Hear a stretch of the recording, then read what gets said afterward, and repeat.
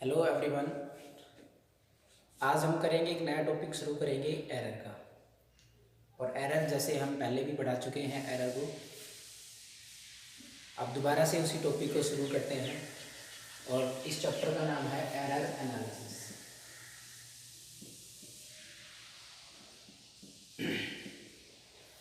तो जो एरर क्या होता है, सबसे पहले इसके बारे में बात करेंगे। एरर क्या होता है? तो एरर कुल मिला के जब भी मेजरमेंट किया जाता है, एक प्रोसेस होती है मेजरमेंट की, और जब भी मेजरमेंट किया जाता है किसी भी फिजिकल क्वांटिटी को जब मेजर करते हैं, तो इन दैट केस कुछ गलतियां हमसे होती हैं, मिस्टेक्स होती हैं। और उन मिस्टेक्स के कारण हो सकता है मिस्टेक्स आपको पता हो कि इन गलतियों की वजह से, या फिर आपको वो गलतियां नहीं पता हो, तो कुछ मिस्टेक्स होती हैं during the process of measurement. और उन मिस्टेक्स की वजह से जो हमारी मेजर्ड वैल्यू आती है, मेजर्ड वैल्यू जिसको हम लोग मेजर करते हैं, वो मेजर्ड वैल्यू डिफरेंट होती है to that of true value. मतलब जो ट्रू वैल्यू थी उससे मेजर्ड वैल्यू कुछ डिफरेंट आती है। और ये जो डिफरेंस होता है ट्रू वैल्यू और मेजर्ड वैल्यू का, दैट इज कॉल्ड एरर। तो बेसिकली एरर क्या है? एरर होता है difference of true value minus measured value. Magnitude जो होता है एरर का, may be positive may be negative, depending on the measured value. यदि आपकी मेजर्ड वैल्यू ट्रू वैल्यू से कम है तो पॉजिटिव आएगा, यदि आपकी मेजर्ड वैल्यू ट्रू वैल्यू से ज़्यादा है तो फिर वो नेगेटिव आएगा। Suppose the mass of a body is 5.20 kilograms and you measure, ये आपकी ट्रू वैल्यू थी, गिवन है आपको, कहीं ना कहीं से आपको पता था कि इस बॉडी का जो मास है वो 5.2 किलोग्राम है। आप उसको मेजर करते हो 5.21, in that case error is negative. 5.20 minus 0.01 kilogram, ये क्या आया? एरर है। यदि आपने मेजर किया उसी बॉडी के मास को 5.19, in that case error is positive. तो एरर जो है उसका मैग्नीट्यूड नेगेटिव भी आ सकता है, उसका मैग्नीट्यूड पॉजिटिव भी आ सकता है। This will depend on the measured value. तो बोथ मतलब उसके मैग्नीट्यूड है पॉजिटिव और नेगेटिव हो सकते हैं। अच्छा, तो ये एरर था बेसिकली। अब कहता है एरर की टाइप्स क्या है। हो सकता है बुक्स में आपको 3, 4, 5 हेडिंग्स मिले, लेकिन जो सिंपली हम इसको करेंगे, बेसिक सी बातें करेंगे एरर के बारे में। तो एरर बेसिकली क्या है? एरर को हम दो कैटेगरीज के अंदर डिवाइड करते हैं एरर। और वो कैटेगरीज जो डिवाइड की गई उनका बेसिस क्या था, मतलब किस बेसिस पे मैं इनको दो कैटेगरीज में डिवाइड कर रहा हूं। एक तो वो कैटेगरी थी जिनमें कोज जो था एरर का जो कोज था वो हमें नॉन हो, और एक ऐसा है जिसमें अननोन हो। मतलब जो मेजरमेंट प्रोसेस में एरर था वो क्यों था ये हमें पता हो, और दूसरा केस ऐसा हो सकता है जिसमें हमें नहीं पता हो। उन बेसिस के ऊपर जिनका रीजन हमें पता है, जिनका कोज हमें पता है, दैट आर सिस्टमैटिक एरर्स। उनको बोला सिस्टमैटिक एरर्स बोला। और जिनका रीजन हमें नहीं पता, जिनका कोज हमें नहीं पता, दैट आर रैंडम एरर्स। उनको मैंने बोला रैंडम एरर्स बोला।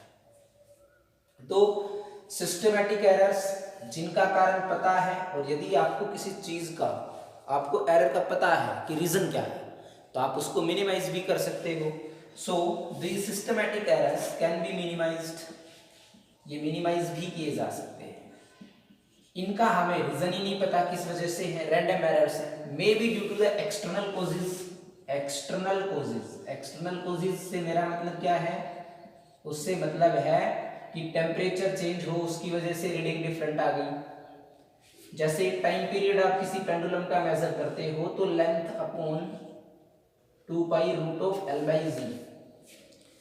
अब लेंथ किसी भी मेटेलिक बॉडी की टेम्परेचर के साथ बदल जाती है, तो जो एटमॉस्फेयर का जो टेम्परेचर होगा उसके हिसाब से इस मेटेलिक जो पेंडुलम था उसकी लेंथ बदल जाती है।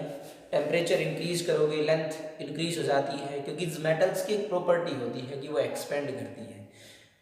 इसको हम बाद में पढ़ेंगे भी। तो यहाँ देखिए टेम्परेचर को आपने चेंज करा, एल बदल जाएगा, टाइम पीरियड उसका बदल गया। तो हो सकता है कि आपका मेजरमेंट में जो था उसमें आपकी जो मेजर्ड वैल्यू थी वो उसकी ट्रू वैल्यू से different I. In that case ये एक्सटर्नल कॉजेज के कारण था, और ये कैसा एरर था? रैंडम एरर था। अब सिस्टमैटिक एरर्स को और फर्दर कौन कौन से एरर आ सकते हैं? इसके अंदर एरर आ सकते हैं, हो सकता है इनमें कांस्टेंट मैग्नीट्यूड के एरर भी आ सकते हैं, जिनका कांस्टेंट हो मैग्नीट्यूड। ये पर्सनल एरर्स भी इसी कैटेगरी में हम लोग डाल रहे हैं। पर्सनल एरर्स, पर्सनल एरर्स का मतलब ये है ऑब्जर्वर जो उस मेजरमेंट की प्रोसेस को कर रहा है, उस ऑब्जर्वर की केयरलेसनेस के कारण, मतलब प्रॉपर तरीके से वो एक्सपेरिमेंट को नहीं कर रहा है, या फिर वो केयरलेस है एक्सपेरिमेंट करते वक्त, तो उसकी जो मेजर्ड वैल्यू थी वो डिफरेंट आएगी ट्रू वैल्यू से। इंस्ट्रूमेंटल एरर्स भी इसी के अंदर आते हैं, जो सिस्टमैटिक एरर्स के अंदर ही हम उनको डाल रहे हैं, इंस्ट्रूमेंटल एरर्स। तो इंस्ट्रूमेंटल जो एरर्स आते हैं उसका रीजन क्या है कि आपने जिस मेजरिंग इंस्ट्रूमेंट को यूज किया है उस मेजरिंग इंस्ट्रूमेंट है वही खराब है, डैमेज्ड है, वो ठीक नहीं है, उस वजह से आपकी रीडिंग डिफर कर सकती है, तो वो इंस्ट्रूमेंटल एरर हो गया। लीस्ट काउंट एरर्स भी होते हैं। देखिए लीस्ट काउंट क्या होता है? जब आप किसी भी स्केल को देखते हो, बहुत सिंपल सा हमारे पास एक इंस्ट्रूमेंट है लेंथ को मेजर करने के लिए, तो स्केल के ऊपर आप लोग चेक करते हो कि कुछ स्मॉल डिविजन्स बने होते हैं जिनकी संख्या 10 होती है, और उसके बाद एक बड़ी लाइन होती है। आप इस बड़ी लाइन के ऊपर मार्क करा होता है 1 सेंटीमीटर का। तो यहाँ ये स्केल है, इस स्केल से आप कम से कम कितनी लेंथ को एक्यूरेटली मेजर कर सकते हो? मिनिमम लेंथ, मैं मैक्सिमम नहीं कह रहा हूं, minimum length that can be measured accurately, that can be measured accurately. Accurately कितनी लेंथ को मेजर कर सकते हो? तो आपका आंसर होगा कि ये 10 डिवीजन यदि 1 सेंटीमीटर के बराबर है, 10 स्मॉल जो डिवीजन्स बने ये 1 सेंटीमीटर है, तो इनका जो एक स्मॉल डिवीजन ये होगा, एक स्मॉल डिवीजन 0.1 सेंटीमीटर को मेजर कर रहा है। क्लियर? अब यदि कहीं भी आपकी लेंथ 0 और इस 1 के बीच में लाई करेगी, नोट करें, तो आप उस डिस्टेंस को या उस लेंथ को एक्यूरेटली नहीं बताओगे, आप एक आइडिया से उसको बताओगे कि ये 0.4 है, 0.5 है। और यहाँ यदि दो बच्चों को एक साथ कहा जाए कि आप इस लेंथ को बताएं, तो हो सकता है कि दोनों का जवाब भी अलग अलग हो। एक बच्चा उसको 0.5 बोल रहा हो, एक बच्चा उसको 0.45 बोल रहा हो, अगला बच्चा उसको 0.4 भी कह सकता है। तो ये जो लेंथ थी, मतलब जो 0.1 सेंटीमीटर आपका मार्क लगा हुआ है, इसको आप एक्यूरेटली बता दोगे, लेकिन इससे कम लेंथ को एक्यूरेटली मेजर नहीं करा जा सकता। तो मिनिमम इस स्केल के द्वारा कौन सी लेंथ एक्यूरेटली मेजर की जा सकती है, वो है 0.1 सेंटीमीटर, उससे कम नहीं। और ये 0.1 सेंटीमीटर इसकी लीस्ट काउंट है।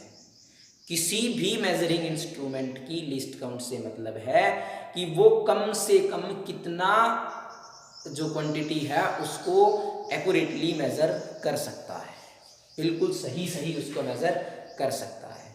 यदि लीस्ट काउंट किसी इंस्ट्रूमेंट की कम है तो आप लोग एक्यूरेटली उसको मेजर नहीं कर सकते हो। तो आपकी जो मेजर्ड वैल्यू है वो डिफर कर सकती है, लिस्ट काउंट कम है। जैसे अभी हम क्वेश्चन कर रहे हैं कि मान लो आपको 5.20 किलोग्राम को आपको मेजर करना है, और आपके पास जो वेइंग मशीन है वो 2 है। एक मास को मेजर करती है अप टू मतलब आपको 5.200 kg मेजर करना है। एक वेइंग मशीन है वो 2 डेसिमल पॉइंट तक उसको मेजर करती है। और जो दूसरी वेइंग मशीन है वो 3 डेसिमल पॉइंट्स तक मेजर करती है। तो मान लो इसने मेजर करके आपने लिखा 5.20 और यहाँ 3 डेसिमल वाली उसको मेजर करके लिखती है 5.200। तो यहाँ कौन सी रीडिंग ज्यादा एक्यूरेट मानी जाएगी? एररलेस ये है, क्योंकि इसमें जो नेक्स्ट थर्ड जो प्लेस की डिजिट थी उसके बारे में आप सर्टेन नहीं हो, वो अनसर्टेन डिजिट है। हो सकता है कि आप 1 लिखते 2 होता 3 होता, कुछ भी हो सकता था। लेकिन यदि यहाँ इस केस में इसकी लीस्ट काउंट कितनी है 0.01, यहाँ कितनी है 0.001, मतलब ये 3 डेसिमल तक ले जाता है तो 0.001 तक ये एक्यूरेटली मेजर करेगा। क्लियर? तो यहां ये रीडिंग मोर एक्यूरेट है इससे, क्योंकि इसमें थर्ड प्लेस की डिजिट यहां सर्टेन है और यहां अनसर्टेन है। तो एक्यूरेट कौन सी? जिसमें आपको पता होगी तीसरे नंबर पे ये डिजिट आएगी। तो यदि लिस्ट काउंट ज्यादा, इसकी देखो लिस्ट काउंट कम है, इसकी लिस्ट काउंट ज्यादा है, तो ज्यादा एक्यूरेसी के लिए आप जो कम लिस्ट काउंट के मेजरिंग इंस्ट्रूमेंट को यूज करते हो। तो हो सकता है कि लिस्ट काउंट की वजह से आपका एरर आ जाए, वो भी कैसा एरर है? वो भी सिस्टमैटिक एरर्स आता है। तो सिस्टमैटिक एरर्स आपको एक ही डायरेक्शन में मिलने वाले हैं। एक ही डायरेक्शन से मेरा मतलब होता है, हालांकि डायरेक्शन से मतलब है मेरा साइन से, कि जो या तो आपको लगातार कंटिन्यूसली पॉजिटिव मिलेंगे या फिर आपको कंटिन्यूसली वो नेगेटिव मिलेंगे। आप इसको कम कैसे कर सकते हो? देखो, आपने पता कर लिया कि किसी भी इंस्ट्रूमेंट के अंदर प्लस माइनस 0.2 का एरर है, प्लस माइनस 0.2 का एरर है। तो ये सिस्टमैटिक यदि ये एरर है तो आपको इसका कारण पता होगा, और आप हर बार हर रीडिंग के अंदर प्लस माइनस 0.2 को या तो माइनस कर दोगे या फिर माइनस प्लस कर दोगे। मान लो कि यदि मैं किसी भी इंस्ट्रूमेंट पे, कोई इंस्ट्रूमेंट है और वो बिना किसी मेजरमेंट के वो 0.2 सेंटीमीटर को मेजर कर रहा है। जैसे आपका एक वर्नियर कैलिपर है, वो शुरू में ही 0.2 सेंटीमीटर को मेजर करता है, और आपने एक लेंथ उससे मेजर करी, ये वाली लेंथ, अब उसने 0.6 दिखाई, तो क्या इसकी लंबाई कितनी हुई? 0.6 नहीं, 0.2 तो ये पहले ही मेजर कर रहा था, और जब इस लेंथ को पूरी को मेजर किया तो इसने 0.6 मेजर किया। तो आपने सिंपली सब्ट्रैक्ट किया और लेंथ कितनी लिख दी इसकी? 0.4 सेंटीमीटर। क्लियर? तो सिस्टमैटिक एरर्स को मिनिमाइज करा जा सकता है by the help of simple addition या फिर सिंपल सब्सट्रैक्शन से। यदि positive, this depends on the sign of the error, either the error is positive और नेगेटिव। ओके, तो how we can minimise random errors? तो रैंडम एरर्स के case में क्या करें? तो जो रैंडम जो एरर्स होते हैं उनका कोज अननोन होता है, और यदि उनका कोज अननोन है तो आप क्या करें? आप उनकी ज्यादा से ज्यादा रीडिंग्स लें। आप ऑब्जर्वेशंस की जो संख्या थी उनको इंक्रीज कर दें। ऑब्जर्वेशंस की संख्या इंक्रीज करोगे तो जितनी भी आपकी ऑब्जर्वेशंस आती हैं उनको आप लोग मीन लें, उन सभी का मीन लें, और जो मीन जो वैल्यू आएगी that is best possible true value for that measurement. तो वो जो मीन वैल्यू है वो उस मेजरमेंट के लिए बेस्ट पॉसिबल ट्रू वैल्यू होगी। क्लियर? तो ये थे बेसिक कंसेप्ट्स थे एरर के बारे में। जैसे ही हम इस स्टेप को आगे लेके चलते हैं तो टाइप्स, या हम जब इनको क्वांटिटेटिवली मेजर करते हैं तो ये एक प्रकार से क्वालिटेटिव एनालिसिस था उसका। जब क्वांटिटेटिव उसको मेजर करते हैं तो कैसे करते हैं? Consider true value of an experiment is not given to you. A student performs an experiment, listen it carefully, student performs an experiment n times। एक स्टूडेंट है वो n टाइम्स एक्सपेरिमेंट को परफॉर्म करता है, and the readings taken by him are a1 a2 a3 and so on up to an। मतलब उसने n बार experiment को रिपीट किया और ये उसने रीडिंग्स ली। पहली बार a1 ली, दोबारा a2 ली, a3 ली और फाइनली an ली भाई। Then what is the true value? आपको ट्रू वैल्यू नहीं पता, कोई उसके ऊपर मार्का नहीं लगा कि ये ट्रू वैल्यू इसकी इतनी है। Then what we consider as the true value? We will consider the best possible true value is mean of all these observations. The mean of all these observations is considered as best possible true value. मतलब true value आएगी इन सभी के mean के बराबर। Mean कितना आया, a1 plus a2 plus a3 plus an, सबको जोड़ दिया और जितनी थी उन रीडिंग्स से हमने उनको डिवाइड कर दिया। तो दिस इज द, मैं इसको am से रिप्रेजेंट करता हूं। तो ये am क्या है, मीन है किसका, सभी ऑब्जर्वेशंस का, और उसी को क्या कंसीडर करें, true value. Now absolute errors क्या है, अब्सोल्यूट एरर सिंपल है। अब्सोल्यूट एरर का मतलब है true value minus measured value, true value minus measured value. अच्छा, तो पहली रीडिंग में absolute error delta A1, delta error को शो करता है। A1 error in reading, first reading जो A1 आपकी रीडिंग थी, डेल्टा A1, इसका साइन में भी ये प्लस हो सकता है, ये माइनस हो सकता है। अभी हम ये नहीं कहते कि ये पॉजिटिव एरर है या फिर नेगेटिव एरर है। तो डेल्टा A1 एरर क्या है, ट्रू वैल्यू क्या है, best possible true value mean, यदि आपको नहीं गिवन है तो am minus an। Similarly delta A2 is equal to am minus A2 plus minus delta A3 may be written as am minus A3 and so on up to nth absolute error in nth reading am minus an। ये थे absolute errors, clear. अगला जो step लेंगे हम उसमें mean absolute error क्या होगा, mean absolute error, mean absolute error. तो जैसा नाम ही इसका आपको बता देगा कि मीन एब्सोल्यूट एरर से मतलब है जितने भी जो रीडिंग्स के अंदर आपके एब्सोल्यूट एरर्स आए सभी का मीन निकाल दो। तो mean absolute error delta am is equal to modulus of plus minus delta A1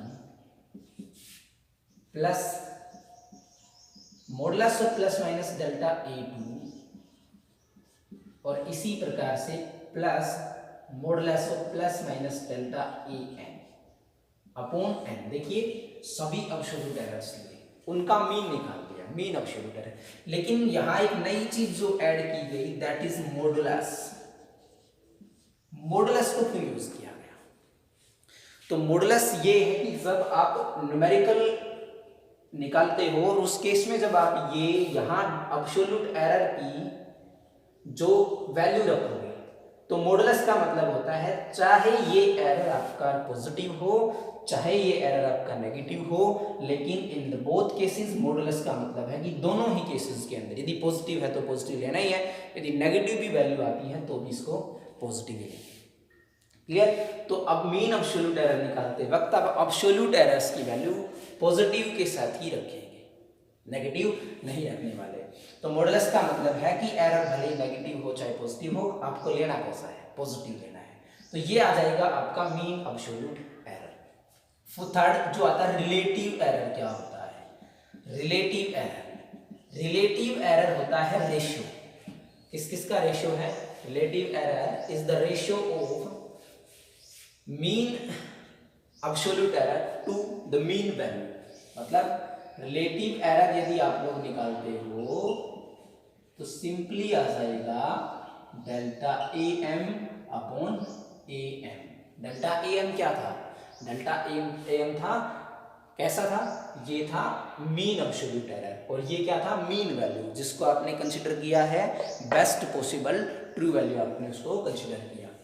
और रिलेटिव एरर के साथ साथ आप लोग परसेंटेज एरर भी निकाल सकते हो। परसेंटेज एरर किसके बराबर आएगा, ये आएगा delta am upon am into 100। तो ये था परसेंटेज एरर। जितने भी अभी तक आपके एब्सोल्यूट एरर्स या इनके ऊपर न्यूमेरिकल्स बनेंगे इसी फॉर्मूले के ऊपर बनेंगे। तो ये एक बेसिक सी जानकारी थी किसके बारे में, एरर एनालिसिस के बारे में। हालांकि इस चैप्टर में आगे जब हम बढ़ेंगे तो इसमें आपको मिलेगा कॉम्बिनेशन ऑफ एरर्स मिलेगा, जिसमें हम लोग करेंगे कि समेशन, एडिशन, सब्ट्रैक्शन, मल्टीप्लिकेशन और डिवीजन के अंदर किस प्रकार से एरर्स प्रोपगेट करते हैं, कंबाइन करते हैं। तब तक के लिए आप इसके ऊपर प्रैक्टिस करें, और if there is any query then you may share it with me. Thank you.